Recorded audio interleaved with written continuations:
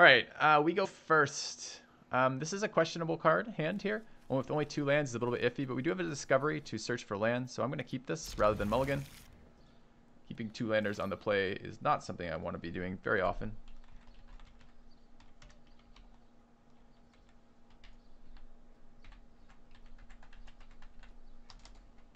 We're going first. All right. But we do have 2 sources of mana, 2 colored sources with black and blue available to us already. Discovery on turn 2, and then presumably if we hit land up to turn 3 play. Double Dazzling Lights, not always what I want in my opening hand, but versus Boros, not even that bad. Let's go dig for lands. This seems fine.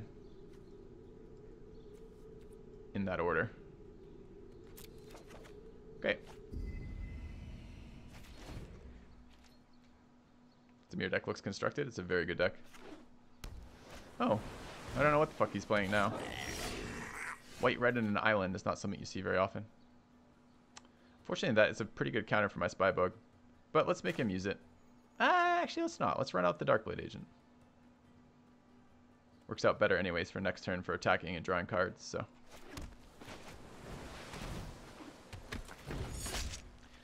Are the bots still awful? No, they fixed the bots.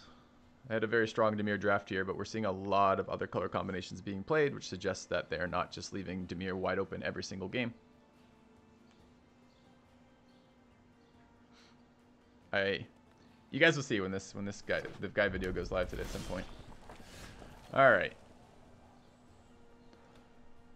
So if I play out the Spybug, his turn is going to be to chump block the Darkblade Agent and then sacrifice it to kill the Spybug, and I don't want to give him that value. So I'm just going to go to combat with my Darkblade Agent first. I doubt he'll block, but he might. Question is, do I want to draw a card here or not? I think I'm okay for 2 right now. We don't necessarily have a play next turn. I will run out. Am I going to run out the Spybug right now? Yeah, I probably am. It will blow up to the Crater Maker.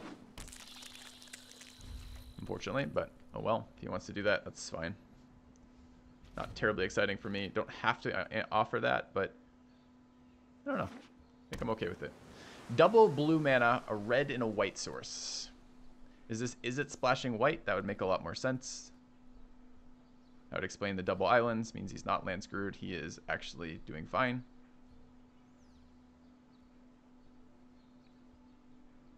It was interesting him not taking the immediate Crater Maker on my end step. I mean, that would have been the mana efficient play. This is actually kind of good for me too. I'm going to greed here. It's just a matter of which one. It's a very risky play for him. I think I'm going to get Dazzling Lights the Crater Maker and get it off the board. Take 3. You can't sacrifice right now. It's a great card to draw off the top. And actually with the agent there and a Source of Surveil here. Oh, I've done the wrong one now. Too bad. Okay. Let's draw.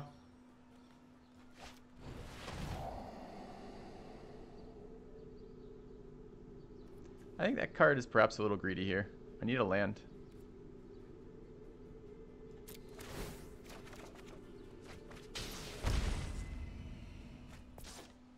All right, let's get in for 5. Draw a card.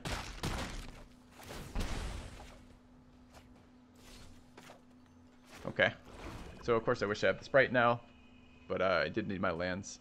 Yes, the Sprite is a recurring Source of Surveil for the Dimir Spybug, but I also have 3 other Sources of Surveil in my hand, so this guy's probably going to get out of control already. Don't need the Sprite, don't necessarily have the mana or the tempo to play it, and if he's racing me in health, which he may be doing, then we have to deal with that. I am really not behind Commanding the Storm, the agent. He is just not giving any respect to that Spybug, and that to me is very strange. Spybug is a very scary threat over time. So run out Watcher, pump the Spybug, get in for damage. I'll take a 6th land, but I want it to come into play untapped. Doesn't particularly fit my curve, but I still think a 6th land would be fine.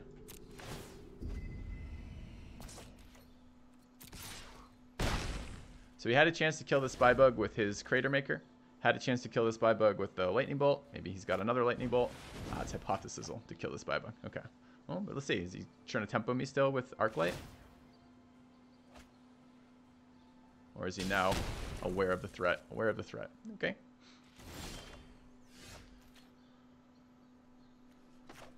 Alright. I think I'm on the Murmuring Mystic plus Rat plan. Could try to get him for 3 damage. He's unlikely to block here. I don't know if I want to trade. There could be cards like Inescapable Blaze in his deck or a Gravitic Punch, other Izzet style explosion cards. I don't really want to get blown out by one of them. Let's start with the rats. It's not very high pressure is the issue with this.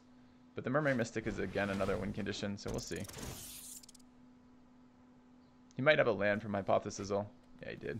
It's too bad.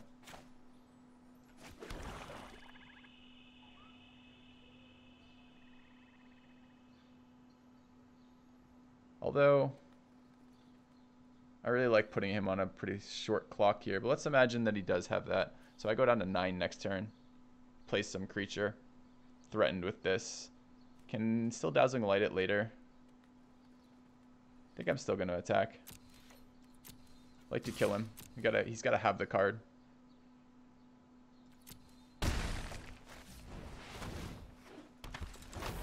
Suppose if he like sure strikes this turn, we'll place that as a high chance we die. We are at 12 though. Okay, so it wouldn't have mattered. Rather, I gotten 3 damage that I wouldn't have otherwise. That's nice. We do die next turn if he has one though.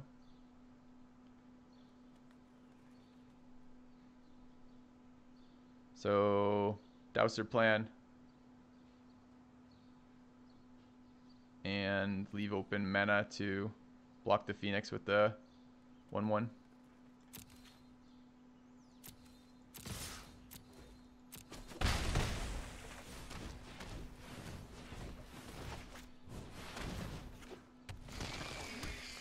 So I'm dead to... Actually, I'm not even dead with Dazzling Lights. I thought I was dead to Inescapable Blaze, but I'm not dead even to exactly Inescapable Blaze.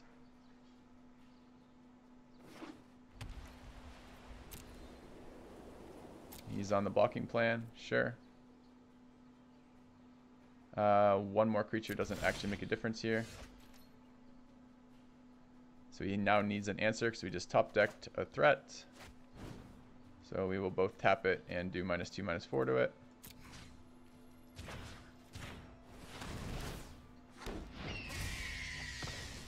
And attempt to kill him. Alright, good enough.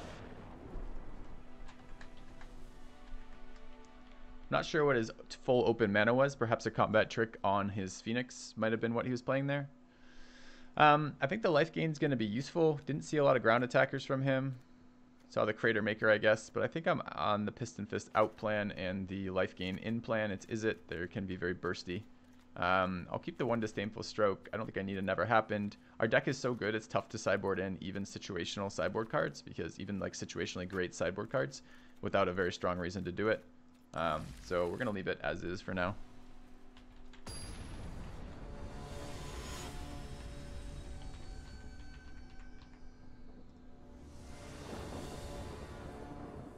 Yeah, it might have been a mistake playing the rat when I did. Opponent goes first. Any 3rd land source activates the Whisper Agents, which keeps me in good shape for ages. I do have ways of digging if I have to. I have to keep another 2-lander, which is not great, but you're going to have to do that quite a lot in Magic.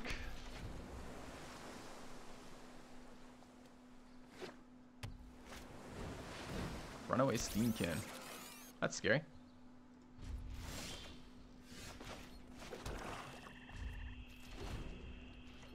No good targets for Quasi Duplicate right now, but maybe a bit later.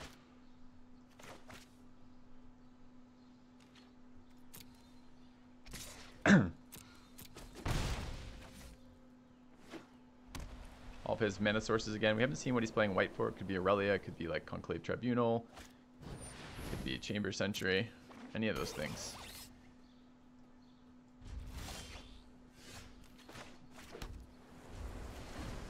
Not the greatest draw, the Dimir Guildgate here, but I'm not going to tap out I'm not going to be unable to play the Chamber Sentry or the Whisper Agent. There's too much tempo out of him right now.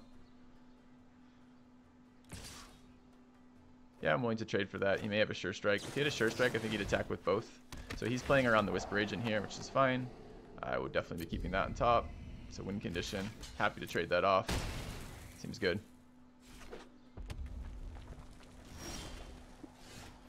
Doing the same thing again.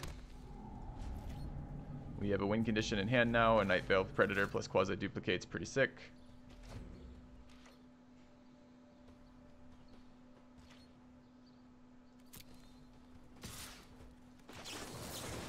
May have a pump spell this time, but I expect if he had it, he would have blocked last time. Perhaps he's going to think of, can he even counter this? There's no syncopates. Disdainful Stroke doesn't target this. Devious Cover Up requires 2 blue. Sinister Sabotage requires 2 blue. I don't think he can counter that if he wants to. It's fine. I'll play the land this turn while developing the Vampire. Eat his Steamkin. Does he have instant speed red spells? Doesn't look like he does. Okay. Happy with that. He probably said I'll play around the first one, but I'm not playing around the second one. Well, I have both. What do you think this is? Targeting my creature. Direct current. Okay, sure. He's tapped out. Great time to run out Night Veil Predator. Good luck interacting with that, friend. Card is hilarious. This is why this is a pack one, pick one. Barging Sergeant. I guess I'm taking damage. Alright, tapped out again. I think we're on the quasi-duplicate plan with Dazzling Lights to block.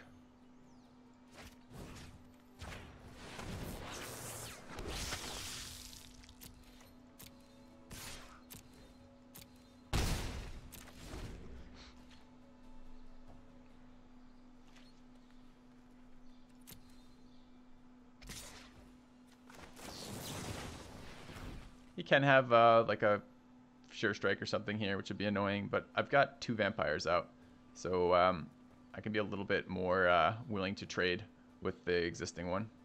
So it does look like he has something. Oh, he's drawing for an answer. Okay, can live with that. I read that as a positive sign. I feel like he may not bother drawing. I want that land, and I want the Artful Takedown after, so that seems fine. I'll block now. If I lose the vampire token to like a Sure Strike, so be it. But it looks like I'm just going to eat it instead.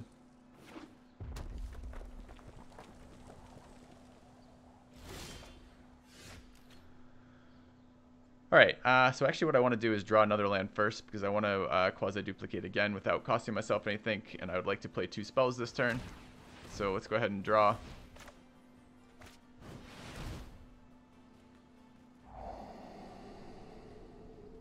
I don't think I need that right now, and I want to land. I guess that's as good, though. I can always discard that.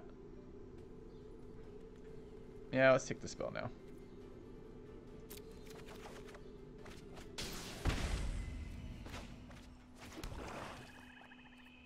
Let's go to combat. I guess I want to know if he has some answer to this. Again, with 1 mana, he can't Disdainful Stroke, so he can't really have an answer. So I guess it doesn't probably matter too much the order. But I guess there are things he could do that might change it now. So I will go to combat first.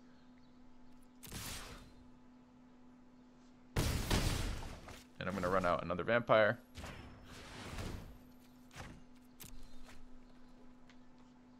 And now we have 3 Night Veil Predators. Deafening Clarion would be pretty bad, yep.